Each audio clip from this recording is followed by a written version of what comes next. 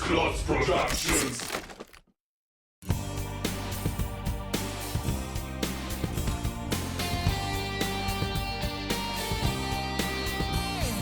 Gfrom, the gamer, the legend, he's come to show you the way in this world of games. Gfrom reviews. When I was a kid, I didn't play many fighting games. On the Sega Mega Drive, the only one I played frequently was Balls 3D. Believe it or not, I loved that game. Other than that, I mostly stuck to platformers and adventure games. When we got the PlayStation, it came with a demo disc. And on that disc was a game that would change my life in a fundamental way. Of course, I'm talking about Tekken 3. Even though you could only play as 2 characters, me and my brother played this demo religiously for months on end. We ended up getting Tekken 3 along with Tekken 2. While I loved Tekken 3 like nothing else, Tekken 2 just felt old in comparison, even back then. So for us, there was no real reason to get the original Tekken back then. I played it once in a store in the late 90s, I think, but that's it. It wasn't until 2010 that I actually bought Tekken. I've only played it a few times, but for some unknown reason I recently felt the urge to really give this game another try. Maybe it was sheer curiosity? Anyway, that's what I'm going to do. As someone who has played almost every Tekken game, and some of them even a lot, can I get into the very first game in a series over 25 years after its release? I sure hope so. Before Tekken was released on the PlayStation as one of the first games on the system in 1995, people could play the arcade version as early as December of 1994. Namco had hired developers from Sega who were responsible for the very first 3D fighting game ever, Virtua Fighter, which was released a year earlier. So Tekken is one of the very first fighting games featuring fully 3D polygon graphics. Of course, I never got to play the game on an actual arcade, but there is a way to play it at home. It is included in the arcade history mode of Tekken 5 on the PlayStation 2. We'll check out the arcade version at the end of this video. But now, on to the PlayStation version. So here we go. Tekken... wait, what? Why the fuck am I playing Galaga? Oh, it's just to get over the loading time. That's awesome! In a way, it symbolizes the changing gaming landscape at the time perfectly. Give the player a nostalgic trip to the era of spaceship shooters before he or she jumps into the future of gaming. We're greeted with an animated intro. Of course, it looks cringy at best today, but as a kid, I freaking loved every CGI cutscene I got to see on the PlayStation. It was like watching a movie, and here we are introduced to the main characters. They're all classic. It's fascinating to see how many of them are still around in the newer games. As far as Tekken games go, this one is as basic as it gets. You get an arcade mode and a 2-player mode. That's it. And that's all we need. We can mess around with the options, and for this review I changed the fight count to 1 so I can record more fights. At the beginning we have 8 characters to choose from, each with their own unique fighting style. At the heart of a fighting game is the 2-player mode, but during lockdown I don't get to play Tekken games with my friends anymore. So I guess I just have to play with myself. You sick bastard. In the 2-player menu we only get this basic list of characters. You start off with 8 of them, but you can unlock more by beating the arcade mode. Every character has 2 different costumes, depending on which button you select them with. Let's just get the obvious out of the way. While Tekken 3 still looks pretty amazing, the first game hasn't aged as well visually. Overall, the movement is pretty stiff for the most part, and most characters look really blocky compared to the third game. I mean, just look at that fucking bear, if you can even call it that. It's Sam Squams. For its time, it's quite impressive though, and of course it's not fair to compare the graphics to games that came out years later. The characters and backgrounds are bright and colorful. The stages tell you where you are at the bottom of the screen. This is a stadium, if you didn't know. Look, we can watch our fight in the background on the giant screen. Nice attention to detail. There are 11 stages, and this is the only PlayStation 1 Tekken game where the characters don't have their own. We fight all around the world, from Chicago and Kyoto to King George Island and Anchor. What? I can't complain about lack of variety here. All stages take place outside and have no boundaries. When it comes to the soundtrack, I'm not sure what to say. On one hand, there are some tracks that I genuinely enjoy, my favorite being Fiji.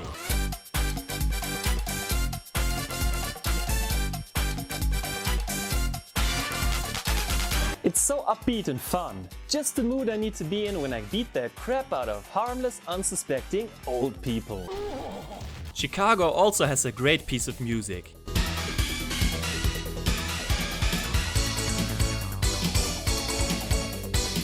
It's just so 90s. Most of the other tracks aren't really that memorable, and some of them irritate me, like Monument Valley, which is my least favorite stage overall, and Angor.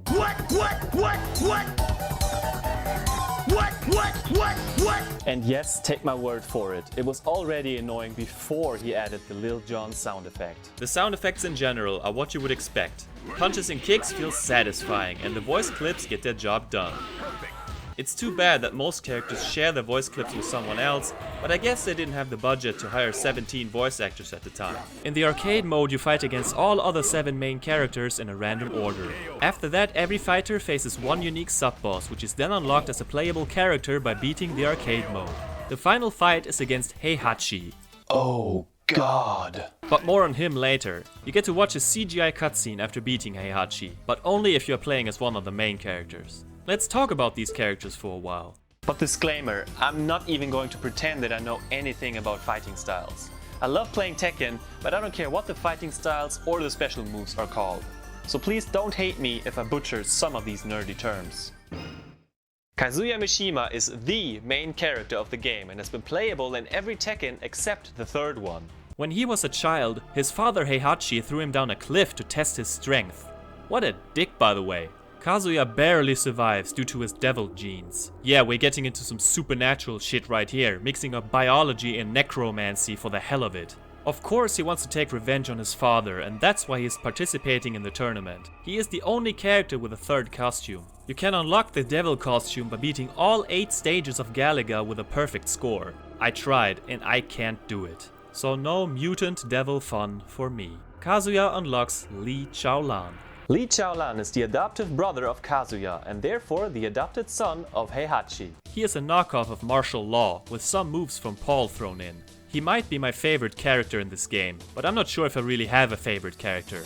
I suck with all of them. Martial Law is a playable character in every main game except Tekken 3. In that third entry, we play as his son Forrest, who is seen here as a child. Marshall is basically the Tekken version of Bruce Lee. In this game, he is absolutely ridiculous. I always thought his battle cries were hilarious. His mouth is always open, and his appearance in the cutscenes, I mean, just look at him. All that aside, Law is also one of my favorites in this game. I generally prefer the faster ones. Law unlocks the character Wang. Wang Jinrei is the oldest character in the game who appears in 4 of the main entries. He is a clone of Michelle with a few moves of his own. Jack is a series of robots that is upgraded frequently. The original Jack model is only playable in the first game. He is a very strong character, but as you might expect, he is also pretty slow. There are some versions of Jack that I really like playing as, but this is not one of them. Jack unlocks Prototype Jack. Prototype Jack is just a clone of Jack.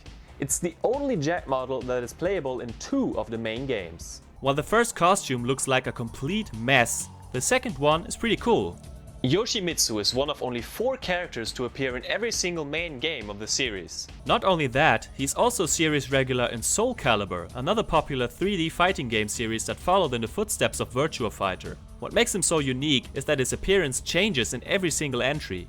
To this day, we have never seen his real face. It's one of life's greatest mysteries. I always thought it was weird that Yoshimitsu is allowed to carry a sword in this tournament. How is that fair? He is one of the fastest characters in the game.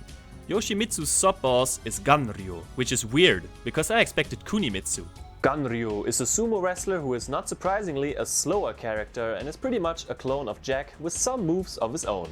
I'm not a fan and I never really enjoyed playing as him in any of the games. Michelle Chang only appears in the first 2 main Tekken games. In Tekken 2, she is my favorite character. Here, she is one of the few I'm okay at. Michelle unlocks Kunimitsu. Kunimitsu is basically the same as Yoshimitsu. While she is a female in the second game, here she clearly isn't. Paul Phoenix has also appeared as a playable character in every single Tekken game. He is known for his strength and his ridiculous hair. Paul is the only character that doesn't have a clone in his game. He unlocks Kuma. Kuma is a fucking bear, but he plays like a ripoff of Jack. He only appears in the first 2 Tekken games. I'm sorry, but he is by far the ugliest character. It's amazing how much better Kuma's son looks in Tekken 3. Because he is so fucking huge, he's an easy target to hit. Nina Williams also appears in every main game of the series, and she's the only Tekken character that has her own game. She has a purple outfit in every entry, and this is the only game where she fights barefoot. Look at that nail polish. She is famous for her never-ending beef with her sister Anna, who is also her sub-boss. Anna Williams appears in every main game except Tekken 4. I never really cared for her, but she seems to think that she's the hottest thing in the world. In this game, she fights like a clone of Nina. King is playable in the first 2 Tekken games. In Tekken 3 and onwards, and that's a different King. To everyone who thinks that he isn't human, it's right there in the intro of the game. He's a dude with a mask. What a surprise! His ending cinematic shows digitized children. Okay, King unlocks Armor King. Armor King is another character that's exclusive to the first 2 Tekken games and is a clone of King. By far, he is the coolest character in the game.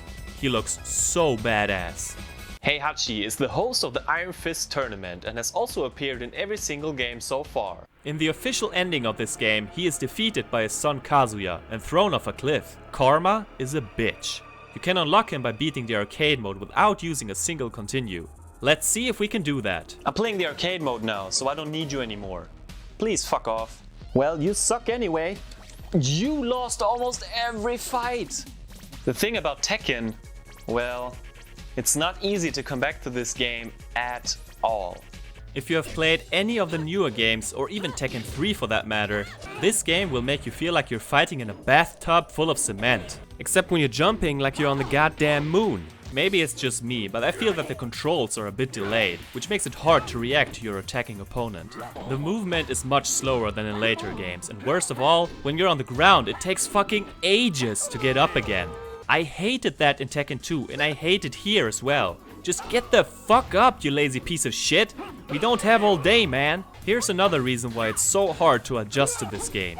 The lack of special moves we know and love from later entries over the past plus 20 years. It doesn't help that there's no moves list in the pause menu. Sure, I figured out some of them on my own, but it took some trial and error. Some moves are included in the instruction manual, which I of course only checked out after I recorded all of the footage. My main gripe with this game is that it's just too damn hard. I am playing this game on easy, yeah on easy, with only one win necessary, and with most characters I got KO'd as early as stage 4. The first 3 stages are fairly easy, for the most part, but then all of a sudden the game says fuck that and every battle turns into a goddamn boss fight. Your opponents block almost every move and I have a hard time coming up with a strategy to beat them. Often I had to spam the same attacks or try to grab the opponent at every fleeting opportunity. And that's not fun. Paul is probably my least favorite character to fight against after Heihachi, because he keeps kicking my ass without mercy. Speaking of Heihachi, what a dick by the way. Of all the PS1 Tekken end bosses, Heihachi is by far the hardest. He can beat you to death within seconds. With Paul, it took me 12 attempts to get in 1 win. On easy mode. Easy my ass. Sometimes they are just so fucking cheap.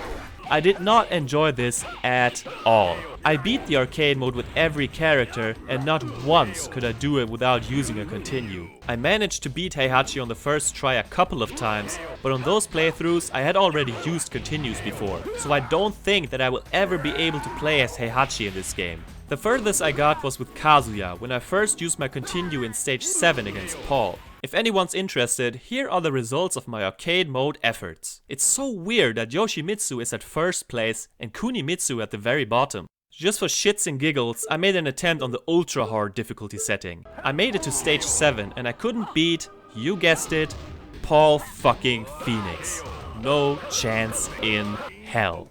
I'm still curious though. How does the arcade version compare to the PlayStation port? The first thing I noticed was the different music.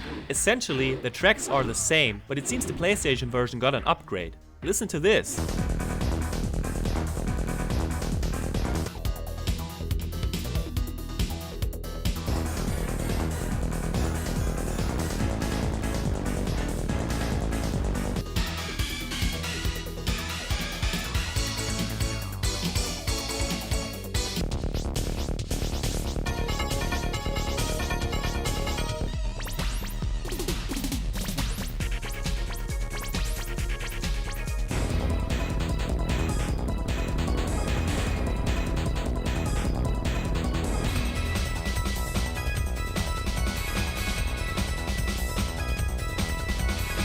The arcade soundtrack hits harder and leans into its industrial rock influences, but the PlayStation version benefits from a more crisp and clean sound. The instruments are well defined and balanced with each other. As a nice little bonus, you have the option to play with the arcade music in the background on the PlayStation version if you want.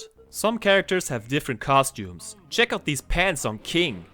Yikes! At least we get some nice 1994 Thai physics. You cannot play as the sub-bosses who have less moves than in the PlayStation game.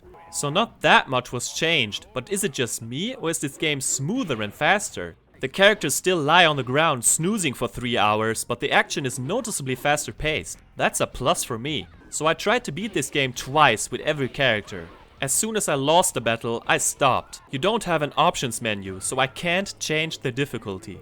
Like I expected, I didn't get very far with most characters. I got the furthest with King, and after being defeated by Kazuya on stage 7, I kept playing and eventually beat Heihachi. Here you don't get a cutscene at the end, so other than for curiosity's sake, there's next to no reason to play the arcade version, although I prefer the slightly faster gameplay. And let's not forget the little animations when you select a character. You still want to play as Paul? Let's wrap this up, shall we? In every Tekken game, I have at least a few characters that I'm pretty good at. Here, none of them feel right to me. Maybe that would change if I played it longer, but I have no desire to do so.